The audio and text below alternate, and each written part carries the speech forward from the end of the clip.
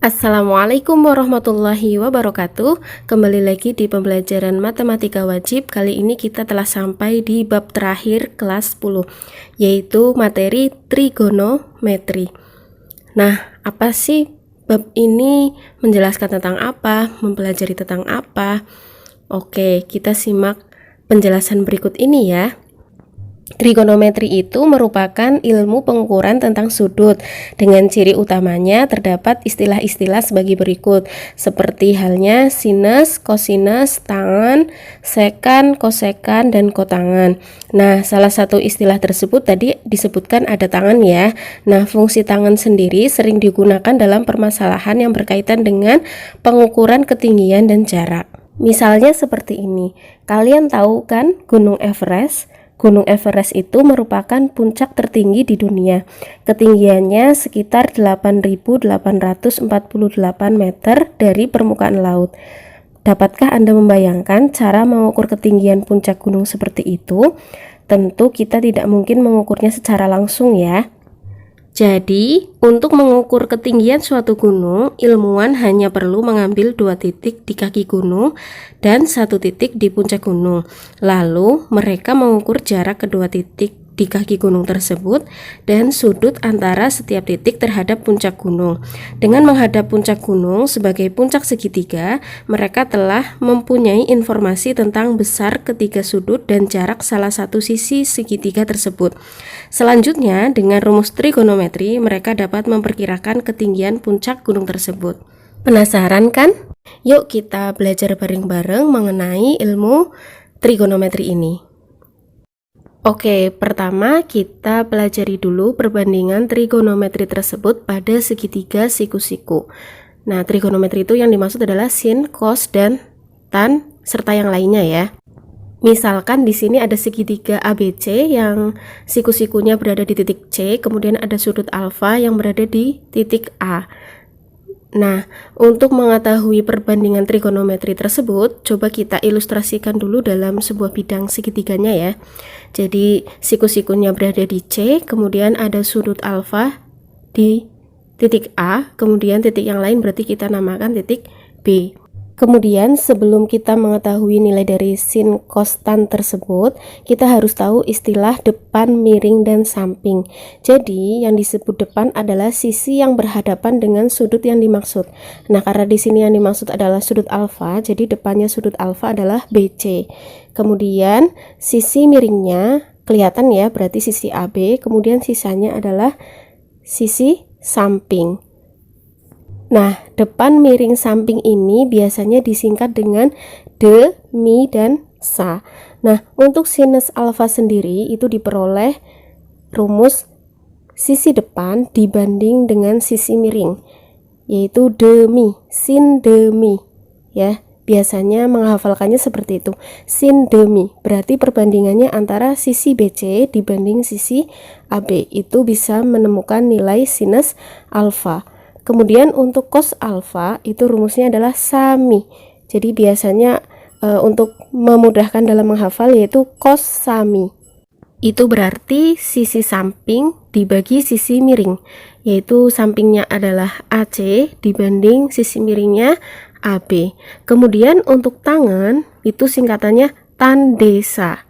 Gitu ya, berarti depan per samping, yaitu sisi BC dibanding sisi AC. Seperti itu ya. Demikian halnya untuk 3 trigonometri yang lain, yaitu di situ terdapat kosekan, sekan, dan kotangen. Nah, disingkatnya seperti itu ya untuk kosekan, sekan, dan kotangen.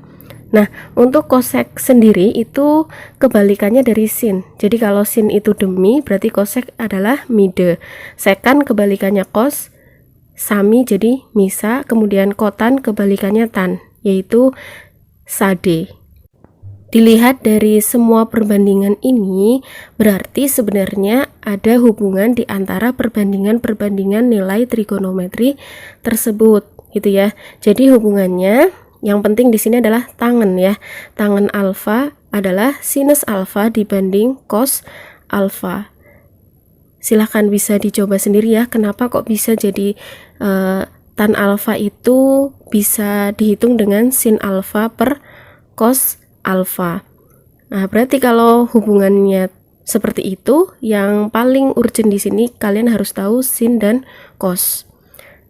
Kemudian coba kita belajar untuk contoh soal trigonometri perbandingan dari segitiga siku-siku ya.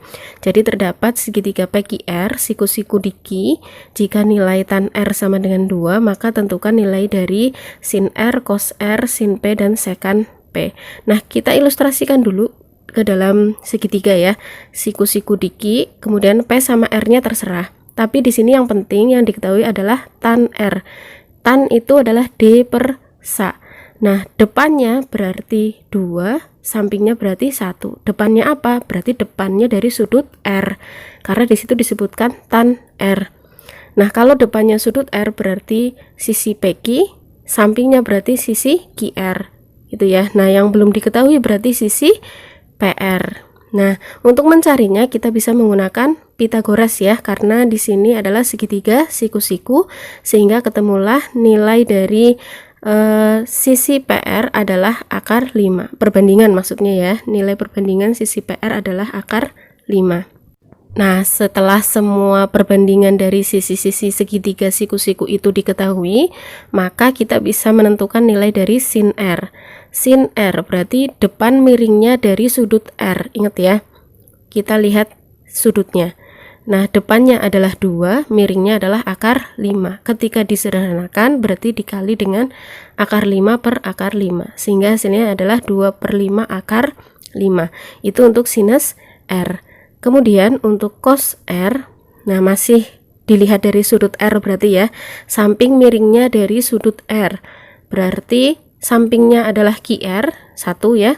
Miringnya yaitu akar 5. Jawabannya berarti 1/5 akar 5, sama kayak yang A ya, berarti disederhanakan. Next, untuk menjawab pertanyaan yang C, yaitu sin P. Ingat, sudut P sekarang yang dilihat ya. Jadi sinus itu D sama Mi, alias depan sama miring, tapi yang dilihat adalah depannya sudut P dan miringnya sudut P. Gitu ya, berarti depannya adalah 1, miringnya adalah akar 5. Ya, jawabannya adalah 1/5 akar 5. Kemudian untuk yang D, pertanyaannya adalah sekan dari P. Ingat, sekan itu kebalikan dari cos ya. Cos itu cos sami. Berarti sekan adalah mi per sa. Nah, yang dilihat adalah sudut P. Ingat ya. Miringnya P berarti akar 5. Miringnya dari sudut P, sampingnya dari sudut P adalah 2. Berarti jawabannya adalah setengah akar 5. Untuk contoh berikutnya, jika diketahui segitiga ABC, siku-sikunya di C, kemudian ada sudut alfa di titik A ya, dan beta di titik B. Nah, jika diketahui sinus alfa sama dengan 0,75 dan panjang BC sama dengan 16, tentukan nilai dari cos beta dan panjang AB. Nah, kita ilustrasikan dulu seperti biasa. Siku-sikunya di C, kemudian ada sudut alfa di A, ada sudut beta di B. Kemudian diketahui nih, sinus alfa sama dengan 0,75. 0,75 itu bisa kita ubah menjadi 3/4 ya. Kemudian kita fokus yang dimaksud adalah sudut alfa ya. Berarti 3 itu depannya dari sudut alfa, 4 itu miring dari sudut alfa, karena sinus itu demi. Nah, dari sudut alfa diperoleh depannya adalah BC, miringnya adalah AB gitu ya. Tetapi yang ditanya adalah cos beta. Cos beta berarti melihatnya dari sudut beta gitu ya. Sampingnya beta berarti sudah ada ya di situ ya, yaitu 3, kemudian miringnya adalah 4. Berarti nilai cos beta yaitu 3/4. Next, untuk poin B ya. Poin B. Jadi ingat, 3 sama 4 itu hanya perbandingan saja ya. Jadi panjang AB itu ditentukan dari perbandingan sisi-sisi yang diketahui nih. Nah, sisi yang diketahui adalah sisi BC gitu ya. sisi yang diketahui adalah sisi BC. Berarti kita gambarkan dulu satu segitiga yang lain, tetapi berdasarkan ukuran panjangnya ya.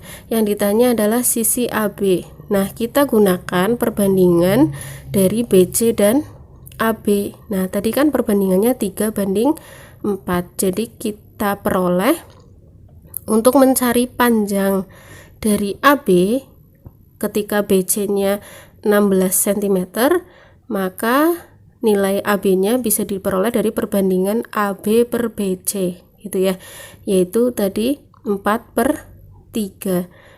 Nah, untuk AB yang ditanyakan kita misalkan X, untuk BC-nya 16, maka kita kali silang ya, kita bisa menemukan panjang AB, yaitu 4 kali 16 sama dengan 3X, kemudian 4 kali 16 sendiri adalah hasilnya 64.